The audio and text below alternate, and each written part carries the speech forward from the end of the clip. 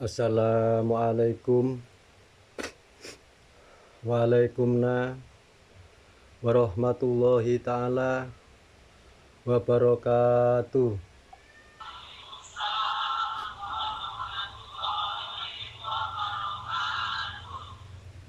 A'udzubillahi minasyaitonirrajim. Bismillahirrahmanirrahim. Ya ayyuhal rasul sallallahu alaika rabbini biidnillah wadur ilaya sayyidi binadroh musilati lil hadratil aliyah amma ba'du.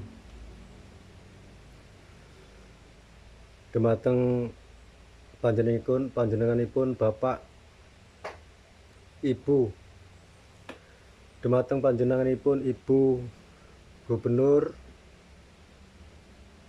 saha wakil yang kami muliakan, Bapak Bupati Rungkut Surabaya yang kami muliakan,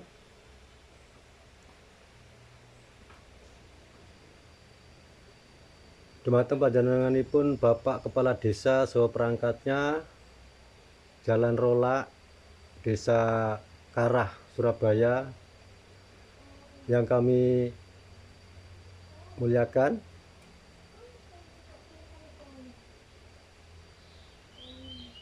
Aji Sepuh, Sesepuh, Bini Sepuh yang kami muliakan, Pak Haji, Ibu Haji, Bapak Kiai, saha Ibu Nyai yang kami muliakan. Dumateng panjenenganipun Bapak Ibu hadirin wal hadirat semuanya yang kami muliakan, adik-adik, mas-mas, mbak-mbak yang kami sayangi.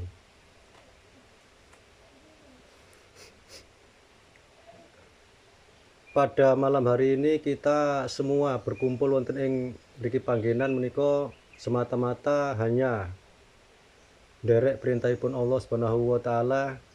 Dening menapa kula panjenengan sami detik ini pada malam hari ini di sini tansah pinringan sehat walafiat, boten enten alangan setunggal punapa menika semata-mata namung nderek perintah Gusti Allah Subhanahu wa taala.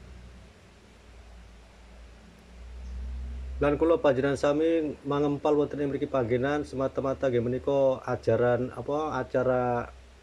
pengajian menika semata-mata namung nderek bimbinganipun Rasulullah sallallahu alaihi wasallam.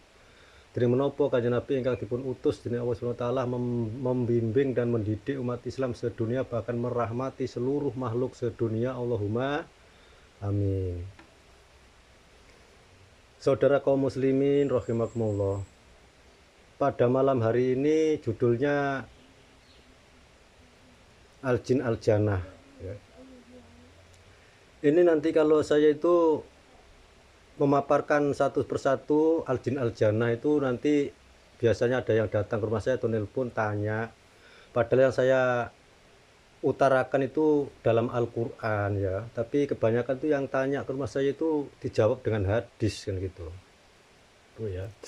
Saudara kaum muslimin rahimakumullah, Al-Jin Al-Jannah itu wah sangat hebat itu ya, namanya aja Al-Aziz, sangat istimewa dan sangat hebat. Ditambah lagi Al-Jazil, makhluk yang sangat-sangat berilmu, Pak Bu. Tambah lagi Al-Jin Al-Jannah, bendahara surga. Saudara kaum muslimin rahimakumullah, di Al-Baqarah ya ini tentang Al-Jazil. Malaikat Al-Jazil itu panggilannya aja 9 nama itu Pak Bu. Sangat istimewanya itu. Panggilannya aja 9 nama. Panggilan pertama yaitu Al-Jazil, sangat berilmu. Panggilan kedua At-Tabid, ahli ibadah. Panggilan yang ketiga, as-sajid, ahli sujud. Panggilan yang keempat, akarik, ahli rukuk. Panggilan yang kelima, asi, sangat istimewa. Panggilan yang keenam, akanit, sungguh-sungguh dalam melaksanakan ibadah pada Allah Subhanahu wa Ta'ala.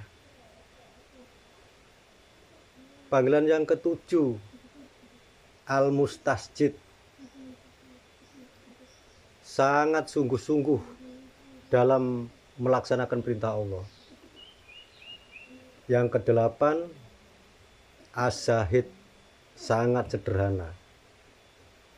Yang kesembilan, iblis atau bangkang. Iblis itu karena itu bahasa Arab ya Bapak ya. Bahasanya awet dhewe bangkang, pembangkang iblis itu gitu ya. Saudara kaum muslimin rahimakumullah. Pada saat itu Allah Subhanahu wa Ta'ala mengumpulkan semua malaikat, disuruh berkumpul Bapak. Allah berkata pada semua malaikat mau menjadikan khalifah di bumi. Nah ketika itu ada malaikat yang protes Pak Bu. Ya Allah, kemarin-kemarin kan sudah adanya hanya banyak merusak alam dan banyak pertumpahan darah setiap hari. Nah artinya apa Pak Bu? Malaikat protes itu bukan tanpa dasar, itu pasti memang ada makhluk sebelum Adam ya. Karena Adam itu kan khalifah, jadi pemimpin ya. Yang namanya pemimpin ya ada yang dipimpin gitu.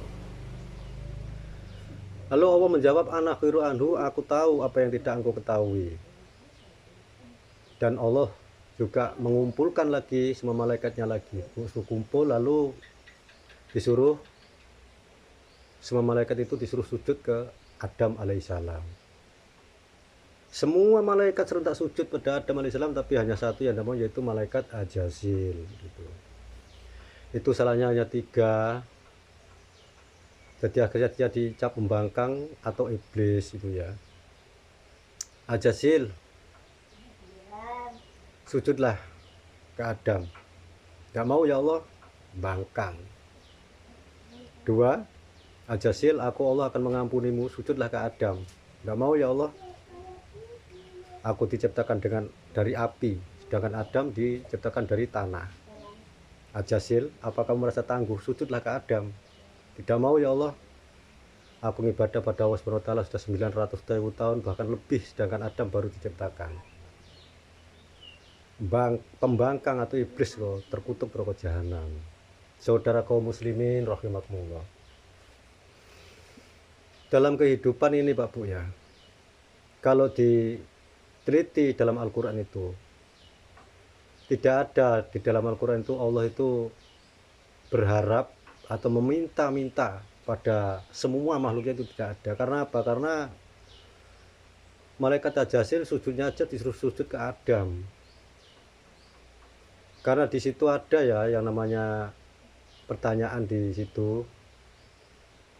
Kenapa kamu tidak mau sujud sama Adam? Sujud saya bukan untuk makhluk, tapi sujud saya hanya untuk Allah. Nah ternyata di situ ada pertanyaan Pak Bu. Apakah sekiranya aku Allah yang menciptakan dunia ini ada di dalam tanah sehingga kamu sujud untuk saya? Apakah sekiranya saya ini yang menciptakan dunia ini punya kaki 4 sehingga kamu rukuk untuk saya? Lah inilah kalau diteliti satu persatu Al-Quran itu, berarti sholat kita, sujud kita bukan untuk Allah Subhanahu wa Ta'ala. Makanya marilah kita pahami, bila yang namanya kita melakukan apa saja ini bukan untuk Allah, tapi untuk kita sendiri Pak Bu ya. Saudara kaum muslimin rahimakumullah. Ini mari kita ambil hikmahnya satu persatu ya. Jadi di mana malaikat Ajazil disuruh sujud tidak mau, itu sudah dicap bangkang. Begitu pula kita semua sebagai umat Islam, marilah kita teliti satu persatu tentang Islam ini ya, tentang pedoman kita ya, Al-Quran ini. Dalam Al-Quran tidak ada yang namanya kita ini disuruh mengikuti lain kanjeng Nabi.